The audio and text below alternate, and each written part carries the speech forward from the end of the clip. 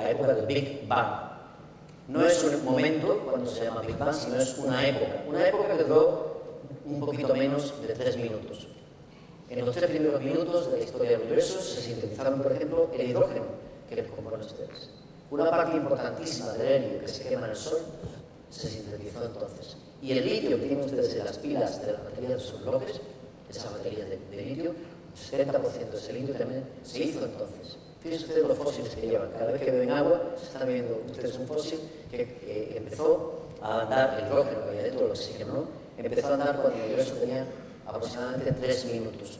El universo era tan pequeño, todo lo que hay hoy en día en el universo estaba allí, era tan pequeño, que estaba muy caliente. Al estar muy caliente, como cualquier cosa que está caliente, tiende a expandirse.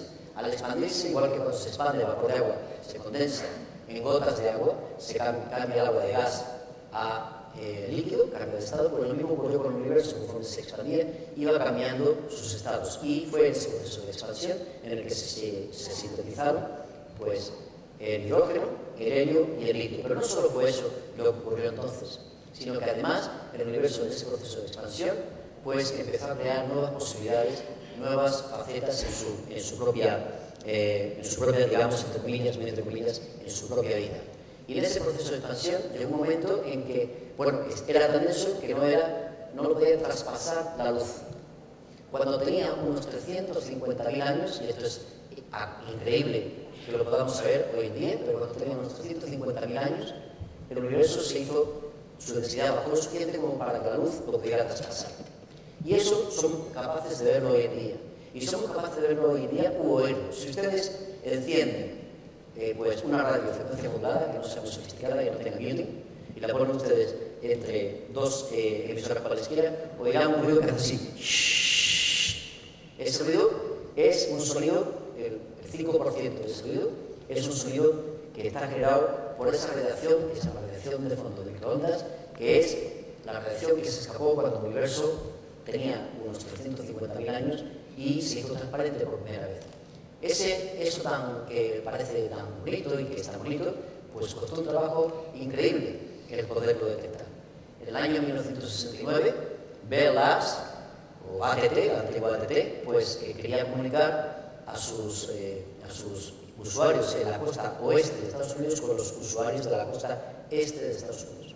Para eso, pues lo quería hacer con enlaces de microondas. Y la razón por la que quería conectar era porque quería conectar las bolsas del este y del oeste y hacer que las personas que trabajaban en el mundo financiero tuvieran una comunicación muy eficaz y muy limpia, etc. Bueno, pues empezaron a hacerlo en microondas. Y tenían una torre de microondas en Murray Hill, en Nueva Jersey, y querían comunicar con una torre de microondas que había en California. Y lo hacían mediante, algunos de ustedes son todos demasiado jóvenes, pero quizá algunos se acuerden de que en los años 60 pasaban por el cielo unos satélites artificiales.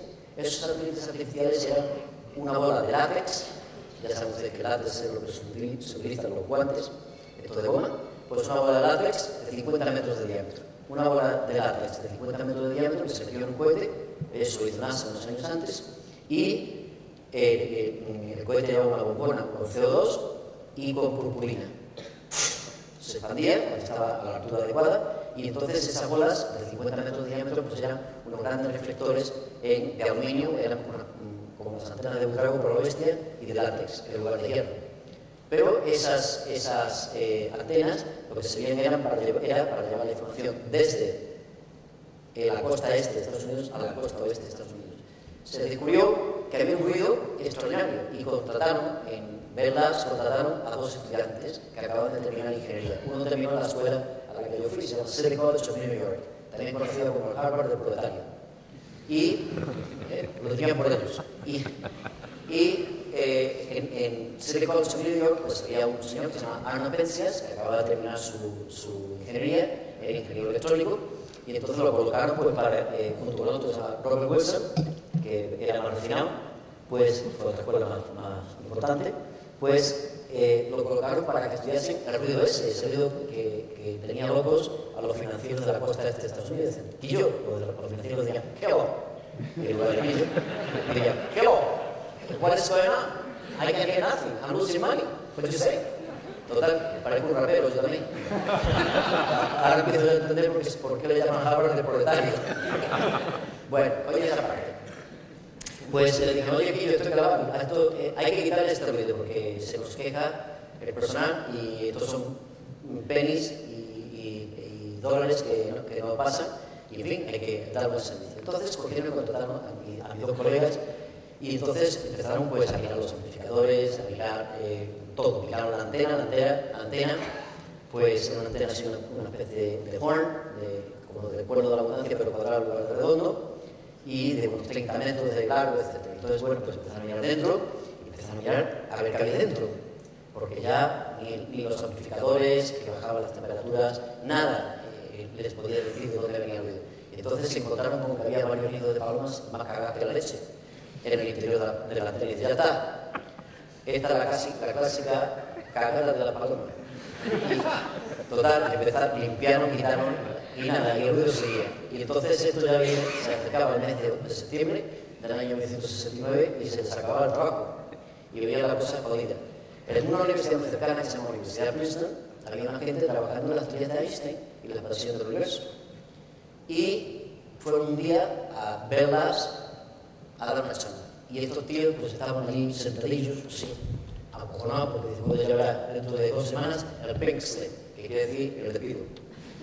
Porque lo dan en un papelito, yo lo sé, lo dan en un papelito de color pink, de color rosa. Bueno, pues le dieron, estaban los tipos asustadísimos y tal, y entonces oyeron que debería, según la teoría del Big Bang de Einstein, de Einstein, basada en la teoría de Einstein, si el universo estaba expandiendo, llegaba un momento en que estaba suficientemente frío y hubiera dejado una huella de microondas. Y esa huella de microondas tenía unas ciertas propiedades que se podían calcular. Y cómo de contentos se pusieron estos gachones cuando vieron primero que caía exactamente la predicción con la edad que debería tener el universo, caía exactamente dentro de lo que ellos pensaban que debería de haber. Y caía exactamente en el ruido de microondas que se habían encontrado. Eso es lo primero que les dio una alegría tremenda. Lo segundo que les dio una alegría tremenda dice, coño, aquí nos hemos sacado un trabajo de por vida. Uno se lo sacó y sigue trabajando para ver el otro no. Y la tercera alegría que les dio es que habían resuelto un problema importante. Habían resuelto un problema importante, pero lo que no se imaginaban ellos es que eso les iba a valer 10 años más tarde el premio Nobel de Física, que generalmente no se da ni a astrofísica ni a ingenieros, porque los físicos son farotas. Y lo queremos todo para nosotros. Bueno, yo menos, pero bueno. Unos años más tarde se descubrió que había zonas que estaban más calientes y otras que estaban más frías, y fue precisamente en las zonas que estaban más calientes había más energía es masa por velocidad a la luz al cuadrado, luego había más masa, más energía, y ahí, a la vez más masa, hay más fuerza gravitatoria, y por tanto se formaron las primeras galaxias, se formaron estos sitios. Estos señores habían descubierto, tratando sobre un problema de telecomunicaciones, habían descubierto, amigas y amigos, el origen de las galaxias, el origen de las estructuras del universo.